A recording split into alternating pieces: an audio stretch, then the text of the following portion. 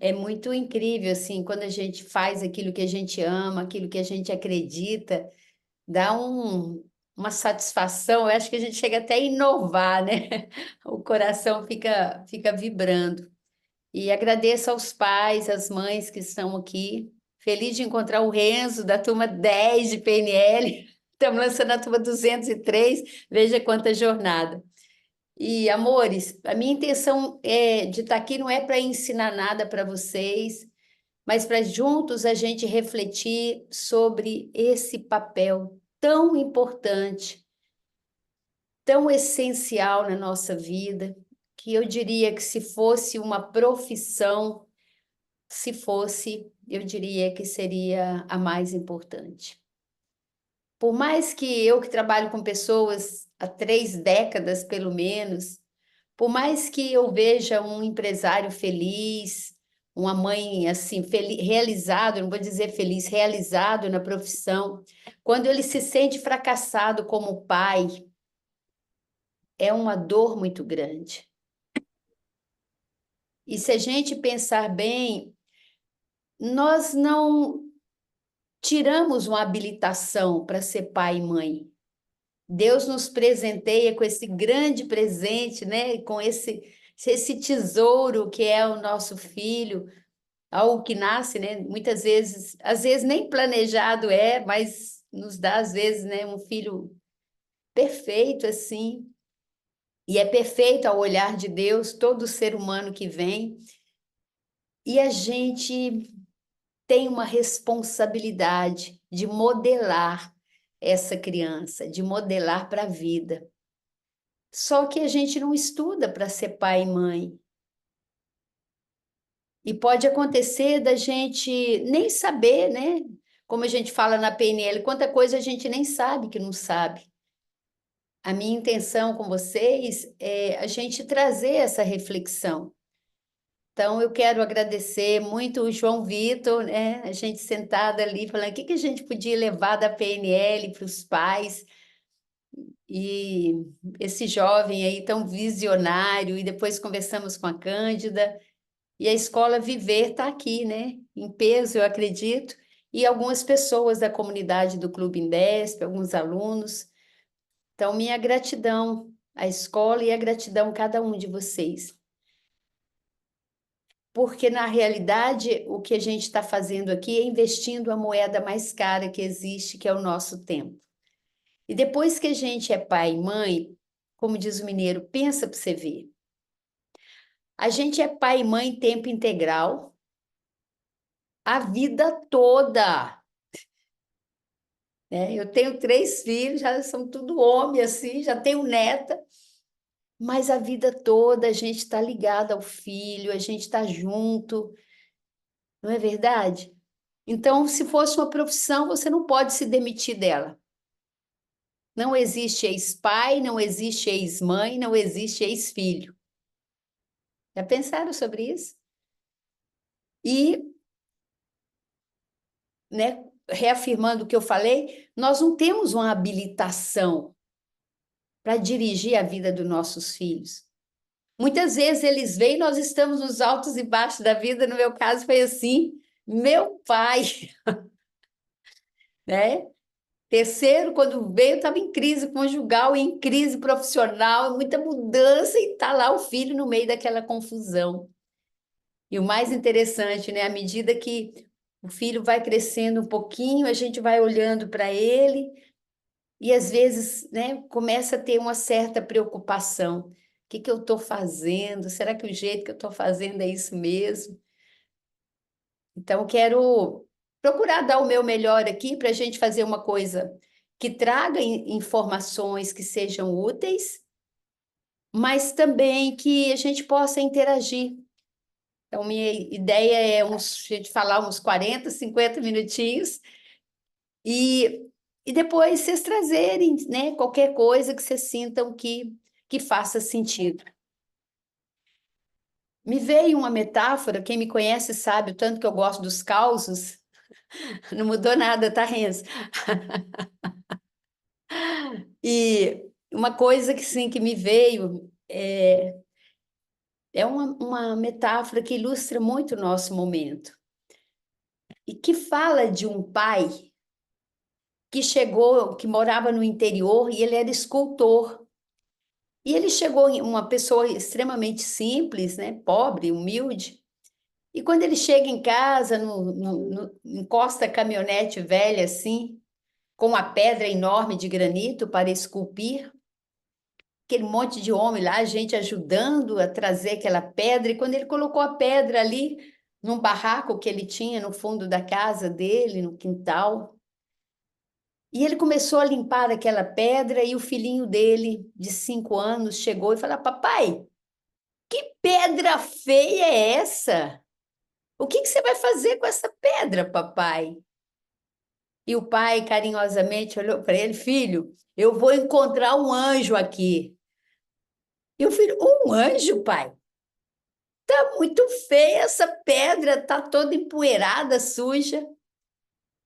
E aquele escultor carinhosamente começou a limpar a pedra, lavar, limpar, e pegou o cinzel e começou a trabalhar.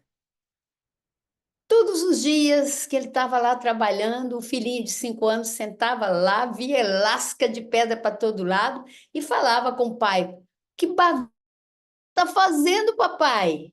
O que você está fazendo? Filho, eu vou encontrar um anjo aqui.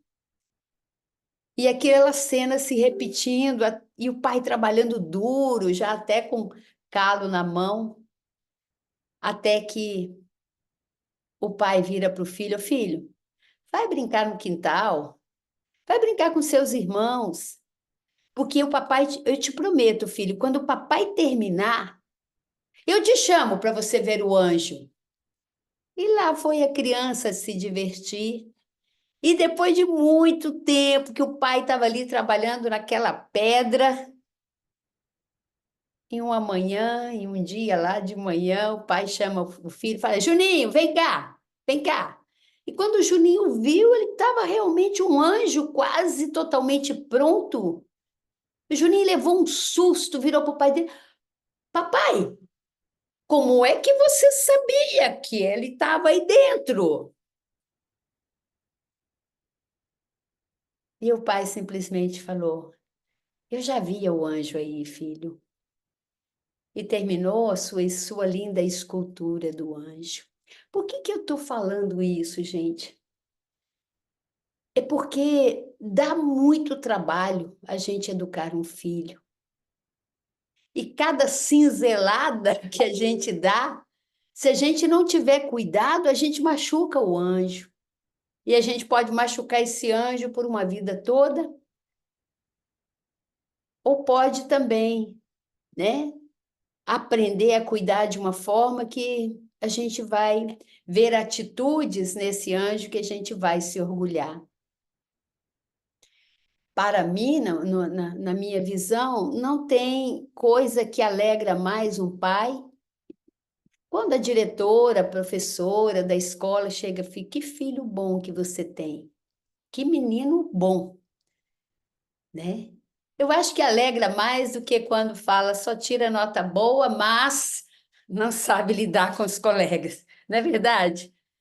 Então, amores, dá muito trabalho criar um filho.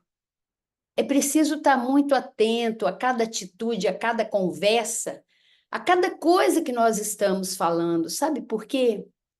Porque os nossos sentimentos, as nossas palavras, inclusive os nossos pensamentos, são absorvidos pelo bebê. Aliás, desde a vida uterina. Tudo que pensamos, falamos, nossas atitudes estão programando o futuro adulto. Então, amores, é como se fosse assim, tem uma... A gente, quando fala de PNL, né, programação neurolinguística, essa programação começa na vida uterina. Tem sentimentos que nós temos que às vezes nós não sabemos de onde vem e pode ter vindo de lá, do primeiro lar, do útero. E na primeira infância, nós vamos sendo programados, instalando crenças, nos tornando mais inteligentes ou menos, dependendo do ambiente que estamos, mais irritados ou menos, ou mais calmos, mais equilibrados ou menos. Eu tenho a crença que pai e mãe precisa estudar para ser pai e mãe. Sabe por quê? Eu errei muito com meus filhos. Com a minha neta, eu acerto muito mais, né? Então, a minha intenção é falar um pouquinho sobre a educação emocional na arte de educar, ou a dor e a delícia de ser pai e mãe. É, aqui eu vou falar muito no papel de mãe, mas eu já fui mãe em alguns momentos, né? Até os meus dois primeiros filhos, eu fiquei longe do meu marido e às vezes morei em BH e ele aqui. Não existe uma receita, tá, gente? Mas eu sou uma estudiosa do comportamento humano e gosto demais de trabalhar esse tema, trabalhar com os pais, trabalhar com parentalidade. Porque eu acredito que a maior alegria que um pai e uma mãe têm é falar o que mamãe falava quando ela falava antes do Alzheimer. A alegria da minha mãe, quando mostra a foto assim, ó, minha mãe tinha uma venda no interior de Minas, e quando chegava um representante lá, a minha mãe pegava a foto dos filhos, ela, papai e os 10 filhos, chegava para o representante e falava: Olha aqui em casa, todo mundo deu gente. Você sabe o que isso significa para o mineiro? São pessoas que têm fé em Deus, são pessoas que não se assustam com os desafios da vida, são pessoas do bem. Não tem a ver, porque eu tenho irmão que estudou, irmão que não estudou, mas tem muito a ver com quem nós fomos nos tornando, com o nosso caráter, com a nossa postura diante da vida. E se a gente prestar atenção, olha que incrível, olha quanta gente linda que chegou. Que bom, sejam bem-vindos, gente. Se a gente prestar atenção, olha se faz sentido para você. Hoje eu falava disso aqui no treinamento da empresa. Se você pega um pet, um gatinho, ele não precisa de outro gato para aprender a ser gato. Desde pequenininho, ele sabe miar, ele sabe arranhar, ele sabe até esconder sua merdinha. Você pega um cãozinho, ele não vai miar, ele vai latir. Se você tem uma planta, ela vai saber para que veio. Se tiver um terreno propício, uma terra fértil, ela vai ser linda e vistosa naquilo que ela veio para ser. Agora, põe um bebê para conviver com um cãozinho. Se não tiver um ser humano, ele não vai nem, eu não consigo nem imaginar isso, né? Mas ele não vai nem andar, não vai falar, ele vai latir como um cãozinho. O que eu estou refletindo sobre isso? Porque nós precisamos de modelos para nos tornar humanos. Nós precisamos de alguém para entender o que é ser humano.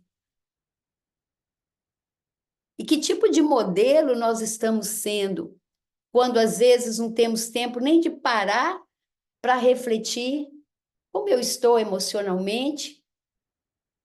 O bebê, a criança pequenininha, que é igual esponja, que absorve tudo. Quantas vezes eu, como orientadora educacional, chamava o pai para mostrar que a criança teve uma mudança de comportamento, que estava irritada, que estava mordendo os colegas, e eu perguntava o que está acontecendo. Ah, a gente está se separando. Então a criança absorve e a gente, né, o clima lá em casa não está bom, e a criança absorve tudo. Então refletir sobre como está o nosso papel, porque senão a gente dá cinzelada onde não podemos dar, né? Quando eu criei o projeto Golfinho, que é um trabalho de crianças e adolescentes, que existe há 30 anos também, eu criei esse projeto Golfinho logo que fez a primeira turma de PNL, né? Aliás, foi até antes disso. eu botei meus filhos no projeto Golfinho, é claro, eu criei, eles estavam pequenininhos, porque eu queria muito reprogramar as bobagens que eu tinha feito na cabeça deles. Quantas vezes o meu estresse muito grande, um filho atrás do outro, né? Meus meninos são janeiro, fevereiro e março. Eu com estresse do trabalho, com aquela ânsia, né? Naquela época eu tinha ainda aquela ânsia de conseguir ter liberdade financeira, ter tranquilidade, trabalhava muito como sacoleira, como orientadora educacional no início. E foi muito, é muito incrível, assim, como que eu encontrei essa ferramenta, que eu vou estar passando algumas coisas para vocês, que é a PNL, e que me ajudou a reajustar minha cabeça, o meu emocional e minha vida. E também eu falei, agora eu vou botar esses meninos na PNL para melhorar esse estrago que eu fiz, né? E não é fácil, principalmente para nós mães, porque tudo que acontece com o nosso filho, mesmo ele depois de adulto, a gente tem aquela coisa, a responsabilidade é minha. Então dá uma angústia quando você vê um comportamento ruim no seu filho, porque a gente sabe que foi a gente que educou. E eu nunca vi o juiz falar, ô, seu filho do pai. Parece que a responsabilidade da mãe é muito maior, né? Seu filho da mãe, né? Então, de todo jeito, a gente está o tempo todo com uma certa insegurança. Será que eu estou fazendo certo? Será que eu não fiz? E tem uma coisa que me chama atenção muito, que é o momento que estamos vivendo hoje. Um momento em que eu vejo assim uma tragédia silenciosa acontecendo.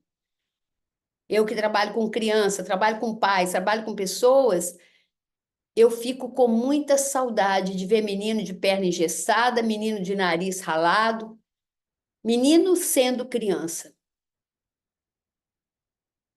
E hoje, o que a gente vê que está muito comum são meninos que estão no mundo totalmente dissociados das interações, dos relacionamentos, que não é o caso de ninguém aqui, mas se eu puder deixar uma mensagem, cuidado.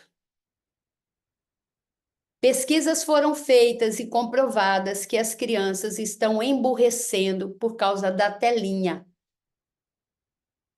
do celular, do tablet. Estão emburrecendo, deixando de ser alegres, criativas, interativas.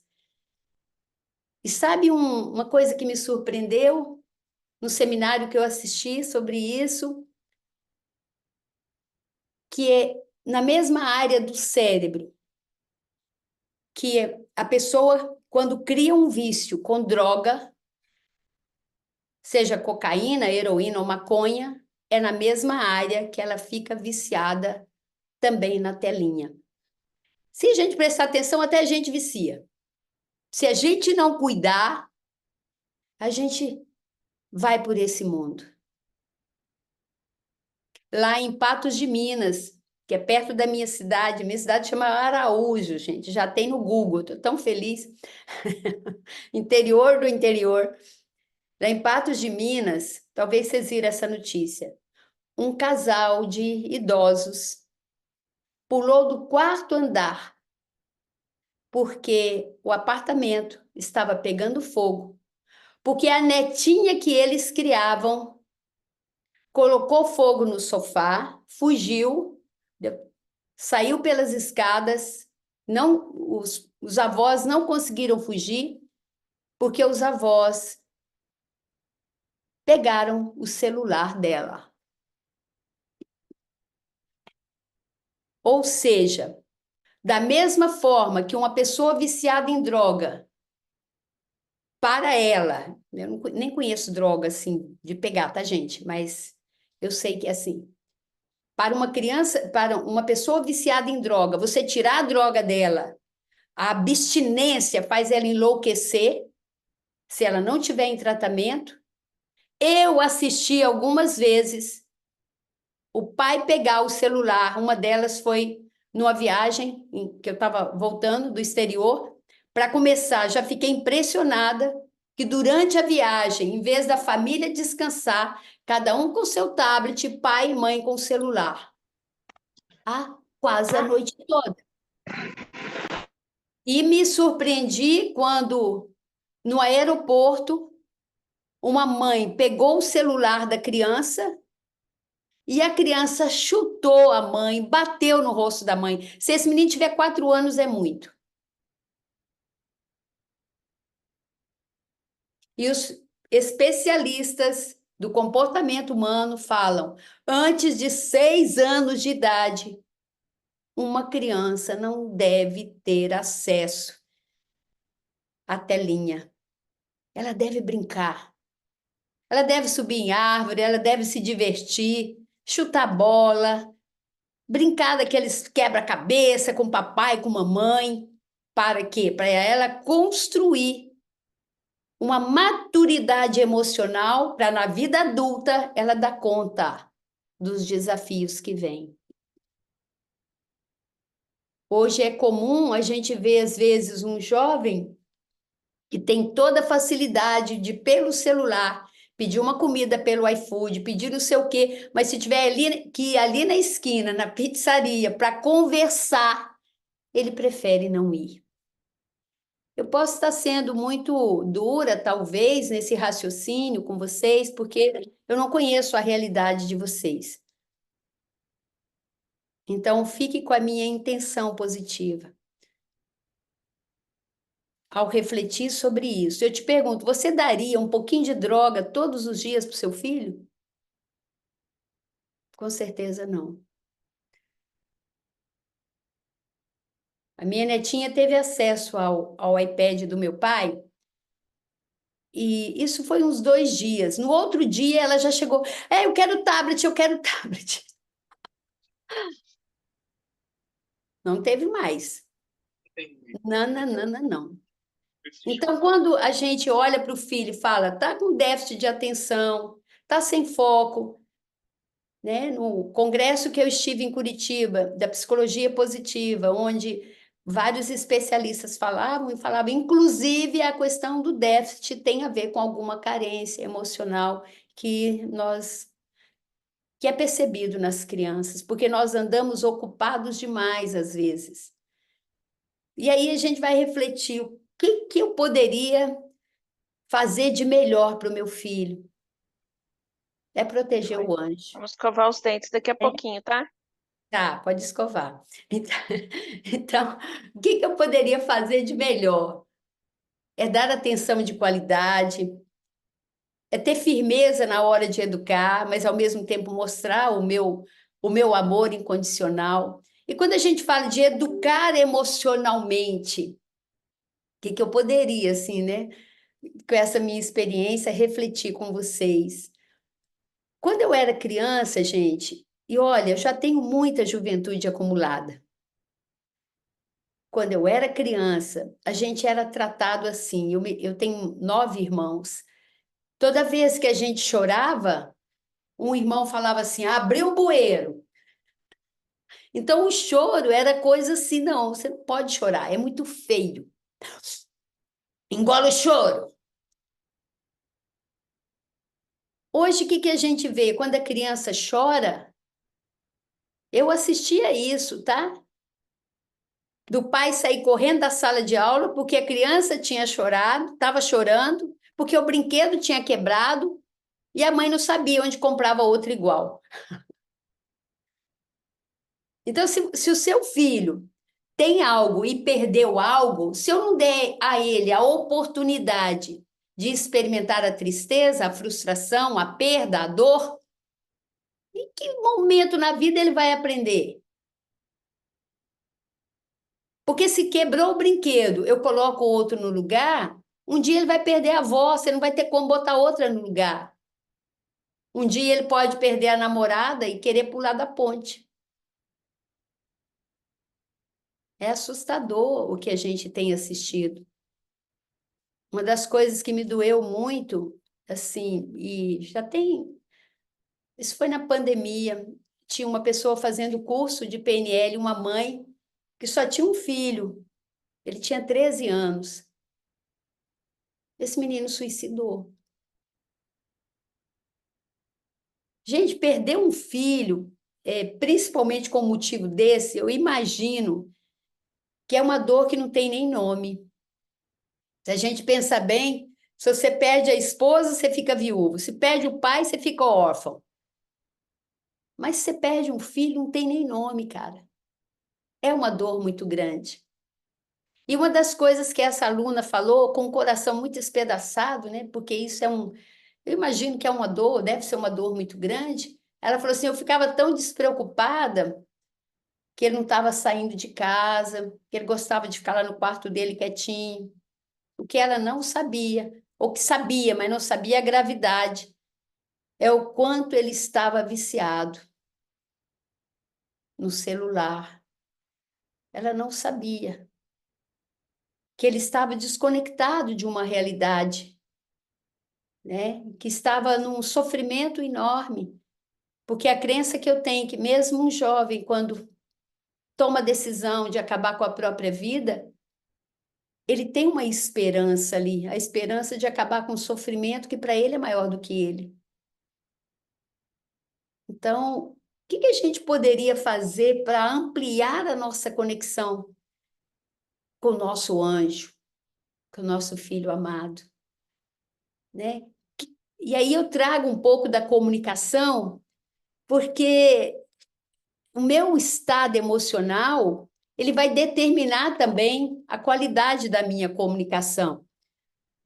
Aí, amores, quando a gente percebe que a nossa fala tem um impacto muito forte na criação dos nossos filhos, a gente começa a entender isso melhor. Então, quero ilustrar isso um pouquinho, depois vocês me falam se fez sentido ou não, se foi útil ou não. Quando eu tenho cuidado de usar frases positivas, mais encorajadoras, quando eu procuro é, esse esse jeito de falar com a criança que seja mais específico, que ajude ela a amadurecer e crescer, isso faz toda a diferença. Por quê? Porque toda criança, ela precisa do amor do pai e da mãe. Ela dá birra para querer atenção de pai e mãe, ou ela é boazinha porque também ela quer reconhecimento de pai e mãe. É tudo que uma criança quer, é isso. Por outro lado, a gente às vezes não tem, eu não tinha essa consciência que nós estamos formando um sistema de crenças na criança, a partir do nosso jeito de agir, a partir daquilo que nós falamos. Porque a criança acredita em tudo que a gente fala. Você já viu uma criança de 3 anos falar? Papai Noel vai trazer uma bicicleta para mim. O de 11 anos fala: Ô, sua anta, não existe Papai Noel. Ela fala: existe! O meu pai falou! Quantas coisas o papai ou a mamãe fala e que às vezes não fica refletindo tanto sobre qual é a consequência que isso tem. Nossa, eu errei muito, tá, gente? E tá tudo bem, fiz o melhor que eu pude com os recursos que eu tinha na época. Um dia eu estava dando uma palestra numa creche em Jardim Camburi e saindo assim, esperando o mormeu que ia me pegar de carro, eu estava sem carro. Eu vi uma criança de 4 anos encostada assim no muro e com aquela malinha na mão, enquanto a mãe dela discutia com o pai dela, que estava num carrão assim, e a mãe falava assim: Mas esse é seu final de semana de ficar com ela. Eu só vi a criança fazendo assim. Ó. Que crença essa criança vai ter em relação a ela mesma quando ela vê que ela está sendo um problema? E a criança absorve, gente, tudo pro pessoal. Ela não tem um superego para falar, não, isso é porque papai deve ter algum compromisso. Não, ela não reflete dessa forma. Tudo que acontece, ela acha que é ela. Então, o que pode acontecer numa cena dessa? da criança desenvolver aquela crença de que ela não é amada por causa de uma cena. Porque a nossa memória, ela é emocional. Aquilo que é forte, impacta emocionalmente, muito fortemente, é o que vai ficar. Olha para a sua infância, você, papai que está aí, mamãe. Quais são os eventos que marcaram? Provavelmente tem alguns que ainda estão sendo projetados no seu jeito de agir. Eu que vim de uma família grande, é muito incrível quando a gente encontra, não, agora está um pouco diferente a minha realidade, depois que papai foi embora, e mamãe já tem um tempo que está assim acamada e né, sem muita percepção por causa do Alzheimer. Mas muitos encontros nossos, quando encontrava os irmãos todos, a gente continuava vendo a criança imatura que existe em cada adulto. Alguém aí tem família grande? Nem precisa ser tão grande, não. Aí você fala, ah lá, emburrou, saiu do jogo, igual quando era criança. Ah lá, se não for do jeito dela, ela tá fora. Olha o drama.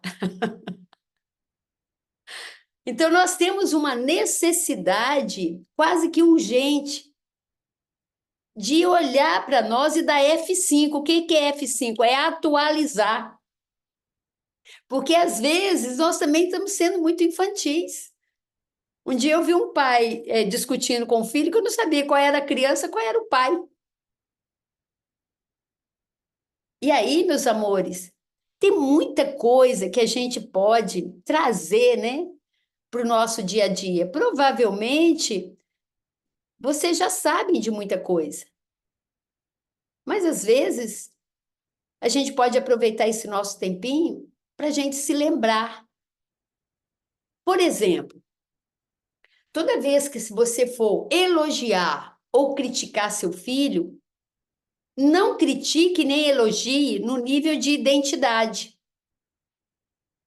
Porque não adianta nada você falar, oh, você é a princesa da mamãe, você é meu príncipe, você é meu campeão, você é muito inteligente, você é muito capaz, você é. Sabe por quê? Essa criança vai ficar insegura quando ela tiver um desafio, ela pode ter medo de decepcionar papai, ele vai ver que eu não sou campeão. Eu já vi crianças desistirem. E isso de vestibular, depois que já cresceu, eu trabalho atendendo pessoas que vão fazer Enem, concurso, e às vezes, né, a gente não aprendeu dessa forma, e é comum. Ah, você é muito inteligente, você é isso. Então, quando você, ao elogiar ou criticar, a gente focar no comportamento, isso vai fazendo, faz toda a diferença para a criança. Por quê? Porque ela vai entender especificamente onde ela pode melhorar. Então, você fazer um elogio para a criança, que ela entenda o que você está falando, que seja mais pontual, situacional, aí sim, ela vai saber exatamente o que fazer. Então, em vez de falar, você é muito inteligente, você é capaz, você é isso, daí a pouco o menino não quer mostrar nenhum boletim para o pai. Mas se você elogia o esforço, se você elogia o comportamento e associa com a identidade, com quem ele é, aí muda. Uma coisa é você falar: olha, filho, parabéns, você estudou e esse aí é o resultado. Toda vez que você se esforçar, você vai ver que o resultado vem. E isso é muito bom, né, filho? Aí ele vai saber. Mas se você foca, não, você é inteligente, mas olha seu resultado, você é isso, mais isso. Então ele não, né? Primeiro pode achar, meu pai não, não me conhece, né? Ou ele acha que eu sou uma coisa que eu não sou. Na crítica, então, gente, isso é muito importante. Se você coloca uma etiqueta no nível de identidade, por exemplo, você fala assim com a criança: você é muito desorganizado. Se você fala você é, Você está colocando uma etiqueta no eu sou dessa criança, que é o que ela tem de mais sagrado. E se você coloca a etiqueta ali, ele simplesmente vai falar: eu sou mesmo, papai falou. Eu sou desorganizado. Ele não tem a organização está contida nele. Então, uma coisa é, você pode chegar em casa e falar: esse quarto está uma bagunça, filho. Vamos arrumar? Ou você ser muito pontual, filho, coloca a sua mochila em tal lugar. Porque aí facilita, a gente usa essa mesa para a gente fazer o nosso lanche. Você coloca lá, por favor, e você vai educando a criança nas pequenas coisas. E aí você elogia. "Ah, parabéns, que bom que você fez isso." E a criança vai vendo que aquilo que você está falando é algo visível para ela. É algo que ela vai saber como fazer. Uma outra coisa, assim, bem simples, né, que na minha experiência eu penso que pode ser útil, é a gente aprender a dar raiz para o argumento e não para a autoridade. Porque às vezes o pai e a mãe, eles podem chegar assim, ou são bonzinhos demais ou são rígidos demais. O filho nunca sabe como vai ser. Então você, faça tal coisa, eu estou te falando, eu sou seu pai. E um dia esse menino vai estar assim com a professora: você não manda em mim? Você não é minha mãe? Você não é meu pai? Por quê? Porque nós atribuímos a ordem aqui, em vez de mostrar isso precisa ser feito por causa disso e disso e disso.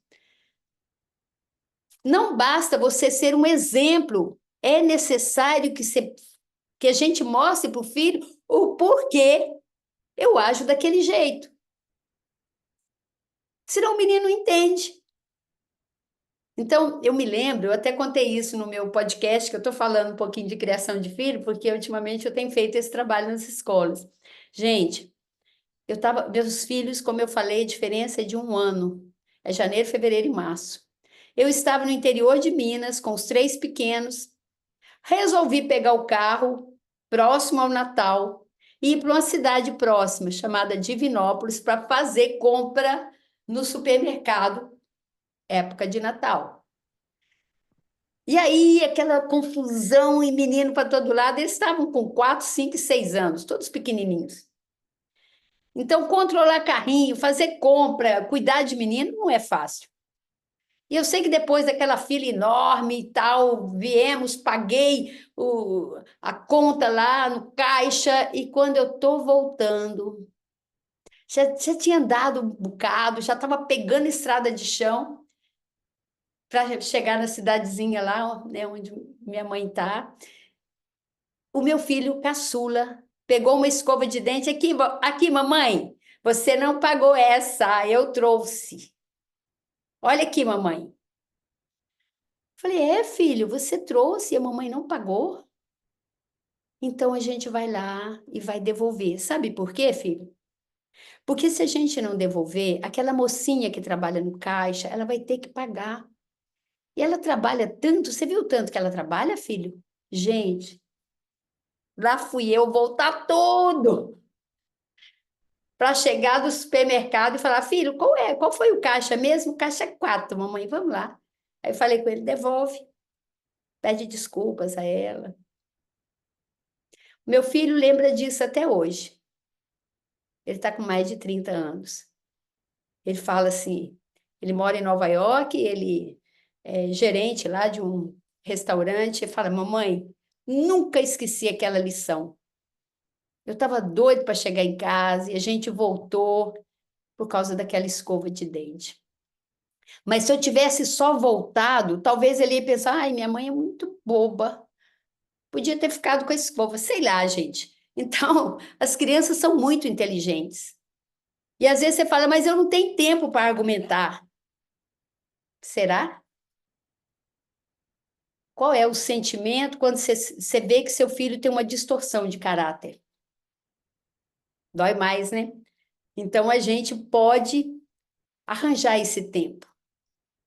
tá? Então, dá raiz para o argumento. É dessa forma que eu explico isso. Quando a criança assim, é preciso fazer isso por causa disso e disso e disso, fica fácil, porque daí a pouco a minha netinha tem 5 anos e tem coisa que ela fala, olha, não pode comer doce no sofá. Não pode comer nada doce no sofá. Sabe por quê? Porque vem formiga, morde a gente, vem barata, vem não sei o quê.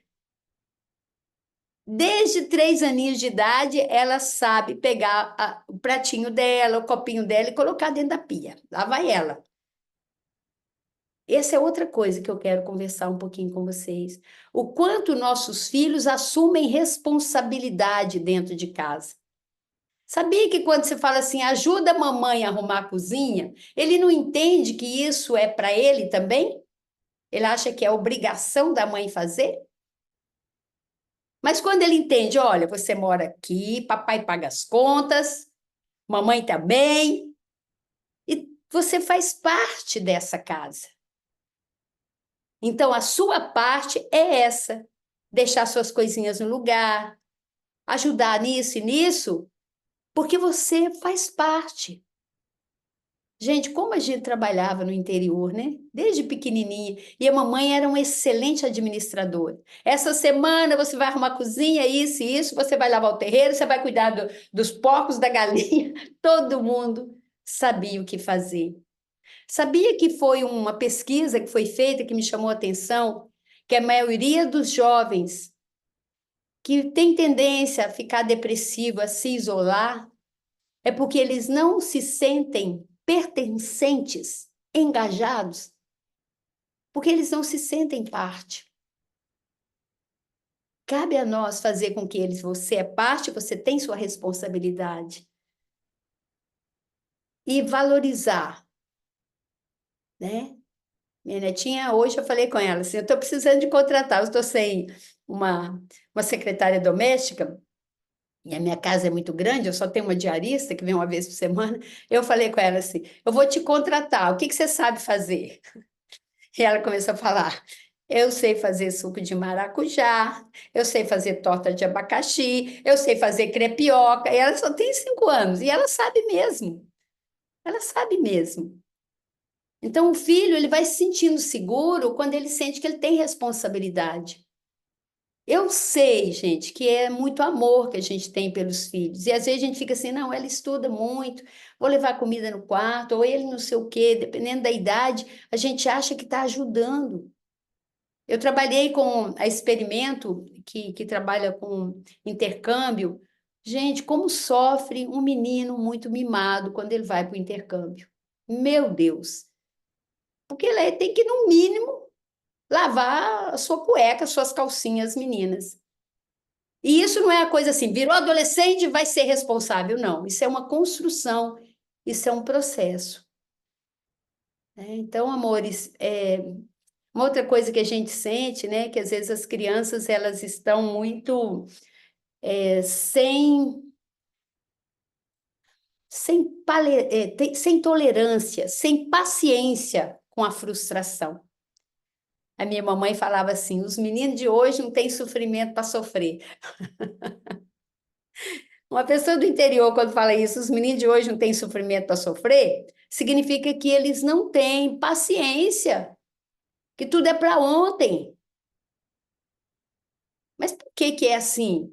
Porque muitas vezes nós não estamos ensinando a esperar, não estamos ensinando. E a vida às vezes não é assim, a vida é cíclica. Tem momentos que a gente tem que ter uma aceitação. Talvez vocês conheçam, né? Aquela metáfora, aquela história lá do marshmallow. Aquela criança que sabe esperar um tempo maior, vai ser aquele futuro adulto que tem mais equilíbrio emocional. Eu que sou daquela época que a gente fazia, a minha infância não dá para comparar com ninguém aqui, né? Que era aquela meninada na roça. Tem que pegar a lenha para poder botar no fogo. A lenha está molhada, tem que dar um jeito de secar a lenha para depois fazer. A comida demora e a gente espera. Você vai fazer um mingau de milho verde, aquela trabalheira toda. tudo que a gente ia fazer, porque a água tem que pegar na cisterna, depois tem que ferver a água para depois ficar pronta para beber. Então, o que que isso foi fazendo? Foi fazendo de nós pessoas mais humanas. Porque nós precisamos aprender a entender que a frustração, a tristeza, a dor, tudo isso faz parte. Então, quando a criança está chorando, e eu tenho a oportunidade de ensinar para ela, você está triste, né? Quebrou o brinquedo. Isso se chama tristeza. Você gostava muito daquele brinquedo, não é? Quer chorar? Chora no colo do papai, chora no colo da mamãe. E a criança vai tendo paciência, vai aprendendo a ter paciência. E um dia lá no futuro, ela fala assim: estou experimentando aquele negócio que chama tristeza. Vem cá, papai, me dá colo de novo. Mas nós somos muito analfabetos no que se refere à emoção. Muito longe daqui. O que eu vejo pais assim que têm uma urgência, né, de minimizar a dor do filho. Quando eu estou trabalhando com os adolescentes, né, já estão tomando medicamento para ansiedade. E porque não aprendeu a gerenciar. Então, os prejuízos são grandes. É preciso aprender a ter paciência, né? Tem um pouquinho aqui, só mais um pouquinho, vou dar um espaço para vocês falarem, talvez eu esteja falando muito também. Na comunicação, tem uma coisa muito interessante que a gente aprende com a PNL, é a gente sempre falar o que quer e não o que não quer. Dentro disso, tem algo também que vale a pena a gente lembrar, que ao falar com a sua criança, é importante você se conectar com ela. Conectar significa você estar na altura dessa criança. Né? Como esse pai aqui, ó. Em vez de ele ficar, da criança ter que olhar para cima e falar: papai é grande, eu sou pequeno, papai sabe, eu não sei. Então, uma comunicação efetiva,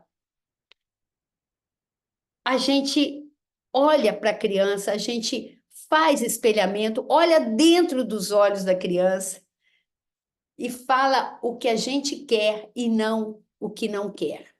Porque se você fala com a criança, não faça bagunça. Se eu falo com você assim, não pense, não pense no sorvete de morango. Pense em qualquer coisa, menos no sorvete. O que que você vai fazer? Desenhar um sorvete na sua mente. Da mesma forma, se eu falo com a criança, não faça bagunça, não risca a parede, não, não, não. Você está desenhando na mente dela, você está com o mouse na mão, desenhando o que não é para fazer. E a possibilidade dela fazer é muito grande. O que que é diferente disso? Filho, eu sei que você gosta de desenhar, riscar. Ó, essa parede é sua, ou esse quadro é para isso. É aqui que você vai fazer. Ok? É assim que vai ser. Isso muda, tá? Porque a criança aprende. A ponto da minha netinha falar: vovó, você está deixando o seu sapato no meio da casa. Porque eu falei onde é que é para ela deixar o calçado dela. Então, eu falo o que eu quero e não o que eu não quero. E eu faço esse mínimo de espelhamento. Porque quando você vai conversar com a criança pequena, fique na altura dela. Não abra a boca antes de fazer isso, sabe por quê? Para você dar a ela a mensagem, mandar uma mensagem para a mente inconsciente dela. Quando você fala: eu te vejo, você é importante para mim. Mesmo na hora de corrigir, porque criança precisa de corretivo. Ao fazer o espelhamento, eu estou construindo essa relação de confiança e credibilidade. E, gente, coloque energia para que a criança saiba quando o seu não é não para valer ou quando o seu não é sim. Eu sempre conto essa historinha dos meus filhos pequenos. A gente estava no playground aqui na Praia do Canto e tinha uma menininha lá com seus 3 anos, 4 anos, e falou: papai, papai, eu posso brincar no parquinho? Ele falou assim: não vai não, filha. A menina foi, chegou toda suja de areia, e ele falou: Eu falei, filha, para você não ir. Você falou não com jeito de sim, papai. A criança está o tempo todo, como a gente aprende na PNL, calibrando, percebendo. Ela sabe quando o seu não é não, quando o seu não é sim, né? E tem aquela coisa, aquele joguinho, né? Às vezes, gente, eu já vi isso. Nós, na forma da gente conversar, nós estamos ensinando a criança a não ser totalmente honesta. Eu vi a mãe no shopping falando com o menininho do seu, sei lá, devia ter uns 6 anos. Eu vou comprar, mas você não vai falar para o papai quanto custou. Oh, se eu amo muito a mamãe, mamãe mente, mentira faz parte. Ô, gente, não é fácil não, fala a verdade. E aí eu quero, é isso, né? A gente construir um espaço seguro para o diálogo florescer, a gente entender que o nosso exemplo é a coisa mais importante do mundo para a criança. A criança, como a gente aprende na PNL, a criança, ela aprende muito pelo exemplo. É pelo exemplo que a criança aprende. Talvez você já viu uma cena assim, né? Que tipo de modelo eu sou para meus filhos? O quanto eu estou sendo um exemplo para eles, no meu jeito de tratar a minha esposa. Sabia que tem criança, e eu trabalho com criança, eu conheço um bocado disso. Tem criança que fala assim, tia, eu gostava muito de ir na casa da minha avó, mas a minha avó ficou muito enxerida, e aí meu pai não quer me levar mais lá porque a minha mãe não gosta dela. Você tem noção o que que isso significa? O sistema familiar desse jeito, na cabecinha da criança? Então, se você quer ensinar sobre respeito e amor, tenha muito respeito, tenha muito amor pela sua companheira, pelo seu companheiro. Eu tenho muita, assim, muita alegria de poder abrir muitos arquivos da minha infância, onde eu encontro muitas lembranças felizes, muitas lembranças afetivas. E quem fez PNL comigo já me ouviu falar sobre isso. Minha mãe, um respeito muito grande pela história do meu pai. Meu pai era órfão de pai e mãe. E a minha mãe casou com esse menino órfão. Eu me lembro, às vezes, eu ia reclamar alguma coisa do papai para a mamãe falava assim, minha filha, você está exigindo muito do seu pai, não? Você sabe o que que é você não ter pai nem mãe, filha? E ter a vida que seu pai teve? Olha que bonito. Eu tenho muitas cenas da mamãe alegre, feliz, junto com o papai. Deles botar um radinho velho lá na roça e dançar na luz do luar. Eu tenho muita âncora positiva. Eu te pergunto, quanto que nós estamos construindo nessas crianças essa esperança de um dia poder ter o lar delas a partir do relacionamento que nós temos com o nosso companheiro ou companheira. Então, assim, se você quer, em vez de ficar mimando muito sua princesinha, né, o seu filho ou filha, de preferência chame pelo nome, mima sua esposa, faça, faça as crianças assistirem que existe um amor verdadeiro, que existe respeito, né? Evita de ter sentimentos assim. No meu projeto Golfinho, uma vez eu perguntei para as crianças, qual é o tipo de pai que você acha mó legal? E o menino respondeu, um pai feliz, né, tia? E aí eles começaram a rir, falei, nossa, que resposta linda, um pai feliz. Aí o outro falou assim, mas tá em extinção, o meu é muito estressado, tia. Eu te pergunto, né, o quanto as crianças estão sentindo que aquela casa maravilhosa que eles têm é também um lar. Ou quanto nós estamos dando atenção de meia boca, né? Muitas vezes não estamos totalmente presentes. Perdemos a oportunidade, às vezes, de corrigir, de, né, falar o que tem que falar, sei lá. Amores da minha vida. Eu acho que eu falei muito, né? Disparei aqui a falar. E eu vou dar uma pausa aí, que eu quero ouvir vocês, se está fazendo sentido ou não. Acho que já falei mais de 1 hora, nem sei quanto tempo. Tem uma. Deixa eu ver aqui. É, essa conversa, assim, né, que dá a impressão que eu estou puxando a orelha, mas não é não. É porque talvez você tenha um vizinho que está precisando mudar a forma de cuidar do filho, e talvez a gente possa ser útil, né? O tempo todo, a criança. Não sei se já aconteceu com você, de uma atitude que você criticava no seu pai ou na sua mãe, e você se viu fazendo. Se você prestar atenção nas crianças brincando, elas estão muito reproduzindo isso. Eu tenho uma pessoa que me ajuda no meu Instagram, e ela mora no Paraná, e ela fica muito, né, nas redes sociais. Ela tem um bebezinho, tem um filho de 3 anos e tem uma adolescente. E ela falando assim: Luísa, você não acredita que o meu filho fez. Falei, o quê? Jogou meu celular pela janela, do 7º andar. E o celular era novo. Eu falei, seu filho está gritando por atenção, hoje ele se jogou pela janela. E se você não mudar, ele pode se jogar pela janela, mais para frente, né? Então, às vezes, o que a criança sente mesmo é uma necessidade de presença, né? Presença maior. E por a gente ter um amor muito grande, às vezes a gente acha que, né, o deixar fazer, já que a gente fica longe, o deixar de corrigir, né? Então tem tanta coisa que a gente pode explorar, mas eu quero ouvir vocês um pouquinho, podem abrir aí e me deixa saber se essa conversa tá. Só um minutinho. Porque se eu coloco uma etiqueta, eu não vejo a criança.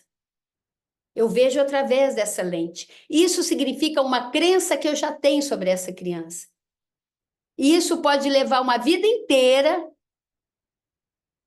Se a criança não tiver oportunidade de entrar no processo de autoconhecimento, ela fala assim: eu sou assim desde criança, minha mãe sempre falava. Então, ajuda a criança a acreditar que ela é além disso, que ela não é isso, que ela, em vez de você falar, você é muito desatento, você pode falar, filho, vamos procurar botar mais atenção agora, porque a criança, o que ela é muito atenta, ela atenta a tudo, ela é atenta a tudo. E às vezes, assim, o que está faltando é a gente conhecer nossa criança. Meus amores, eu tive a felicidade, né, de vir nesse mundo através de João e Lilia, meus pais amados, e a minha mãe, que teve 14 filhos, nós somos 10. E estamos aí botando mamãe no colo, né? Já tem 10 anos que ela está nesse processo de Alzheimer. E minha mãe, ela conhecia muito a gente, assim como o papai.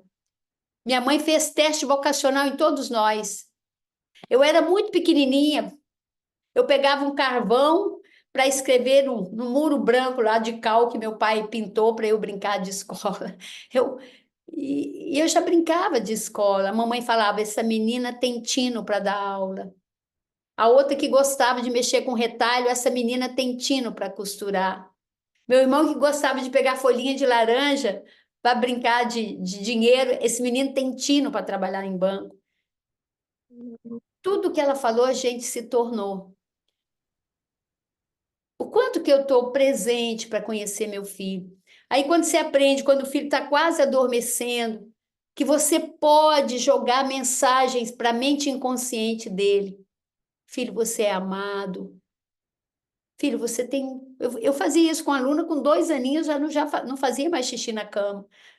Por quê? Porque eu estava reforçando nela as qualidades que eu queria. Eu estava desenvolvendo nela um jeito de se olhar mais confiante, né? Então, assim, é verdade, a gente precisa de, no mínimo, ter habilidade para cuidar desse anjo, porque às vezes é muito demais para nós. E sabe o que é mais comum, muito longe daqui? Você viu um problema no menino, você bota ele no psicólogo. Igual você leva uma bicicleta para consertar. Esquece, peraí, tem uma mãe aqui que precisa se capacitar. Muitas vezes a criança é o reflexo da relação dos pais. Muitas vezes nós estamos querendo que o filho seja uma coisa que nem nós estamos sendo. Eu me lembro de um menino que chegou uma vez do Projeto Golfinho e falou palavrão, eu levei o maior susto. Depois ele falou, mas meu pai fala, meu pai eterno, porque a gente tem normas de convivência, tem coisas. Então, assim, é realmente importante a gente pensar nisso com mais amor, com mais carinho. Por que a gente acha que o problema está lá fora? Porque se Deus nos deu essa criatura, primeiro, Ele confia muito na gente, da gente dar conta. Eu não sou contra terapia, não é nada disso. Eu sou muito a favor da gente se capacitar. Por isso que quando no PNL tinha, no Projeto Golfinho, eu e o João conversamos sobre isso, o João Vitor, se o pai não tiver ferramenta nenhuma, como que a gente vai ensinar para a criança coisa que o pai e a mãe não sabem? Não combina a criança corrigir pai e mãe, não é verdade? Então, amores, é para a gente pensar nisso mesmo, porque senão o prejuízo é grande. Quando você vê assim, nossa, tem uma mãe que tem filho único e eu conheço ela de perto. Meu Deus, o menino não gosta de sair do quarto, o menino não quer, o menino se isolou e cismou que queria fazer intercâmbio na Alemanha. Gente, ele ficou 4 dias lá. Todo o investimento do pai, todo. E eu sabia que ele não ia dar conta, sabe por quê? A gente fez uma dinâmica com os intercambistas aqui no Indesp. Eu pedi eles para caminhar e olhar nos olhos de um do outro. Se eu não tenho coragem de olhar para uma pessoa que está num lugar seguro, dentro de uma escola, como é que eu vou enfrentar um país diferente, dormir numa casa que eu nunca vi ninguém? Ele não, simplesmente não foi e não vai. E não adianta eu olhar para a criança quando ela ficar adolescente e falar: meu menino é muito imaturo, porque eu não proporcionei a ele o sofrimento, a dor, a frustração, a tristeza, para que ele amadurecesse, como a vida me proporcionou e proporcionou para muitos dos pais que estão aqui. Quando eu vejo um pai falando assim, eu quero dar a meu filho tudo que eu não tive, ele faz isso não, cara. Foi tudo que você não teve, trouxe você onde você está hoje. Esse cara, né, respeitado, de caráter, que não tem medo da vida. Eu tenho uma paixão pelas ferramentas da PNL. Daquela época para cá, é, o meu querido Renzo, eu me apaixonei muito mais, porque eu comecei a colocar em prática cada vez mais, né? Lidar com os irmãos, aprender a ter um respeito profundo pelo pai e a mãe que nós temos. Às vezes eu vejo a pessoa falando assim, um adulto falando, nossa, minha mãe fala demais. Gente, eu pagaria qualquer preço para ouvir de volta a voz da minha mãe. Então, o que eu quero resumir com tudo isso? Existe uma coisa que todos nós temos e nós não estamos sabendo como exercitar, que é o amor. Criança precisa de limite, criança precisa se sentir amada, engajada. Nós pais precisamos desenvolver uma coisa chamada carisma. E segundo o criador da PNL, John Grinder, carisma é nossa habilidade de dar atenção de qualidade. Como que eu vou dar atenção se eu não me desligo? Falei com meu filho recente, né? A minha netinha fala assim: papai, papai, olha, olha. E ele demorando a responder, eu falei: olha, meu filho, olha, para tudo e olha. E tem tanta coisa, gente, além disso. O Renzo que fez PNL, não sei se tem mais alguém que fez, o quanto a gente ancora os filhos, chama atenção na hora que ele está almoçando, na mesa de almoço, ele não vai ter fome depois e eu vou achar que ele está com problema. Não, ele registrou uma cena que ele não quer ver de novo. Então, saber que é importante, né, a gente conversar, a gente dar raiz para o argumento, a gente ajudar essa criança a entender as coisas. E entender que a vida tem muito não. E ser firme no não, sem ter dó. Por quê? Porque eu estou preparando o futuro adulto. Não dá para eles ficar na barra da saia da gente, como eu vejo adolescente que fala, meu filho está com 25 anos, continua lá em casa, assim, tipo, né, estou sustentando, agora casou, estou sustentando a mulher, estou sustentando. Para, pai, para, dá um jeito, empurra do ninho, tem que virar gente, senão vai sofrer muito. Meus amores, falei tanto, meu Deus. Então, tem muitas coisas assim, sabe, que eu tenho vontade de passar, assim. Ontem eu estava num colégio aqui em Jardim da Penha e eu vi os pais tão perdidos, gente de Deus. Pai dando poder para o menino de 4 anos para decidir as coisas. Como assim? Ah, não consigo, não dou conta dele, ele é indisciplinado. Falei, é? Ele é mal educado. Falei, mas quem educou? Assume as rédeas, você dá conta sim. Vem aprender a dar conta. E aí, quando eu vejo a minha vida, que eu tenho muito mais tempo vivido que para viver, tenho idade para ser mãe de muitas mães que estão aí, muitos pais, eu tenho muita vontade de contribuir. Porque família, gente, para mim, tem um valor incrível. Quando eu vejo um casal que eu sei que ainda há amor,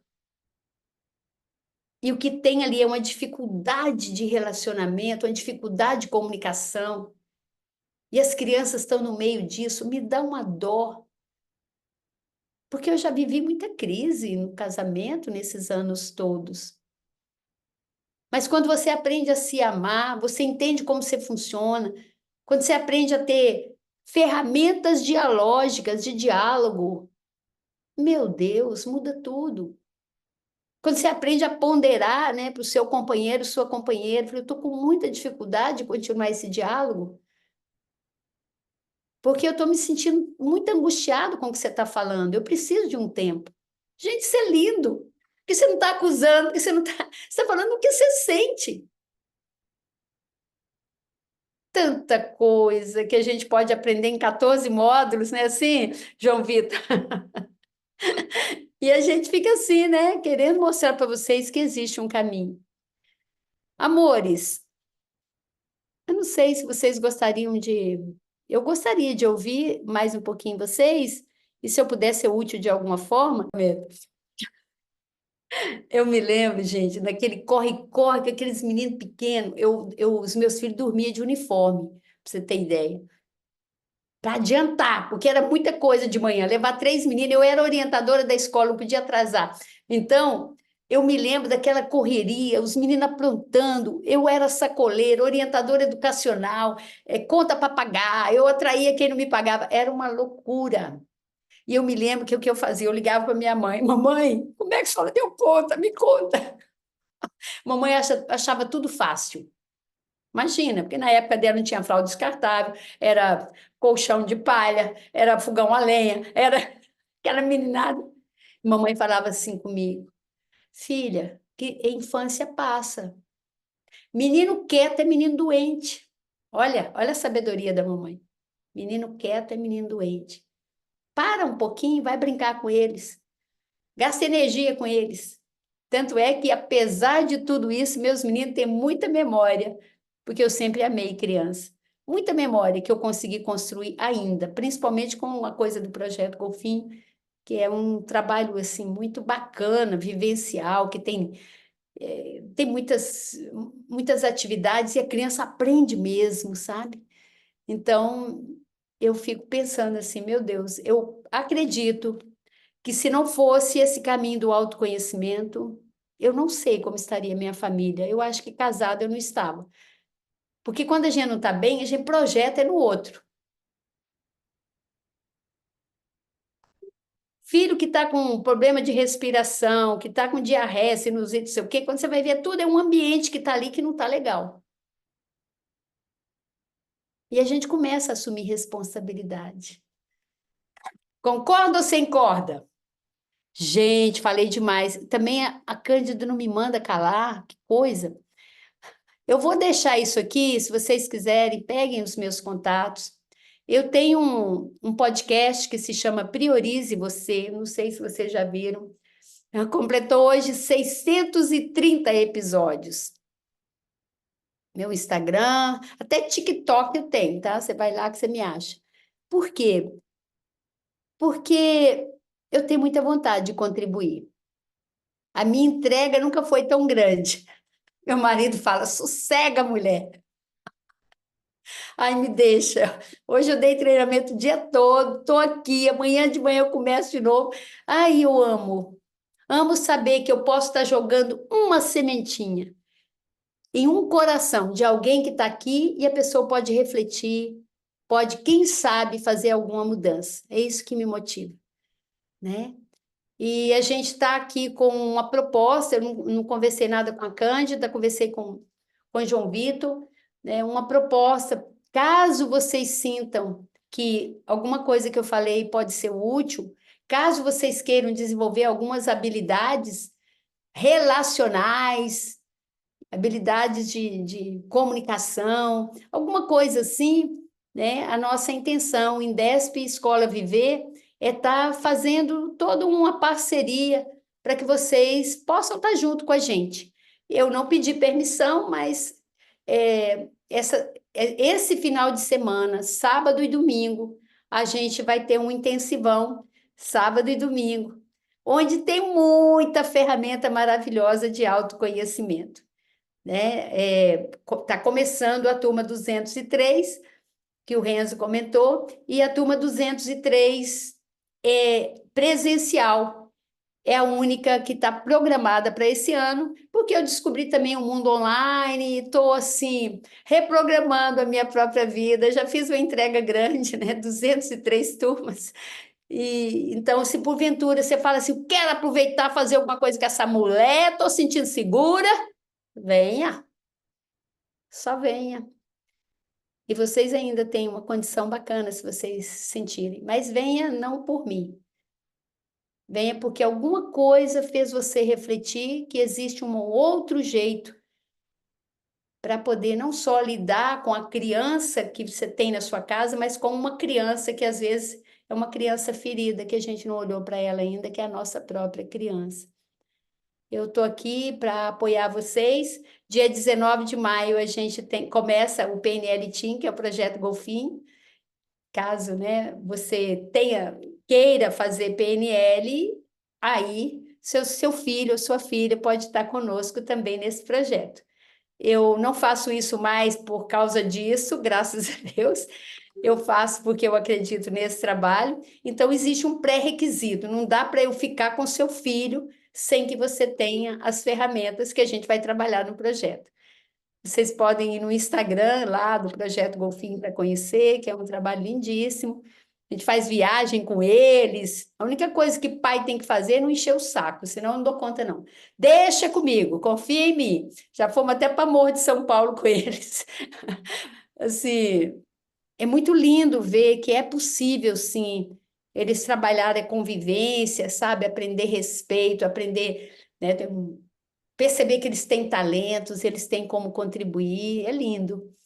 Eu quero agradecer vocês. Eu vou encerrar aqui a gravação, vou ficar um pouquinho com vocês, caso vocês queiram conversar. E como eu falei, se eu falei alguma coisa que não fez sentido, joga fora. Fique com a minha intenção positiva. Eu me sinto meio que assim, uma mãe, uma avó, falando: ô filho, vai mais devagar, a vida é muito curta. Ô filho, seja mais firme, o seu filho não está entendendo o que você quer. Ô filho, ajuda seu filho a assumir responsabilidade. Vai ser muito útil isso na vida dele. Ô filho, trata melhor sua esposa, para que ele entenda a importância de um lar. Ô filha, seja mais leve. Você está muito coronela. Ou seja mais segura. Essa insegurança atrapalha, né, na sua vida, no seu filho. Enfim, Me veja assim, dessa forma, e não como uma pessoa que está querendo enfiar a colher de pau na forma que vocês educam. Minha gratidão a vocês. Eu vou terminar aqui. Quero agradecer muito a Cândida e principalmente o João Vitor, que é muito querido. E o caminho se faz ao caminhar, né? Quero ouvir um pouquinho vocês agora.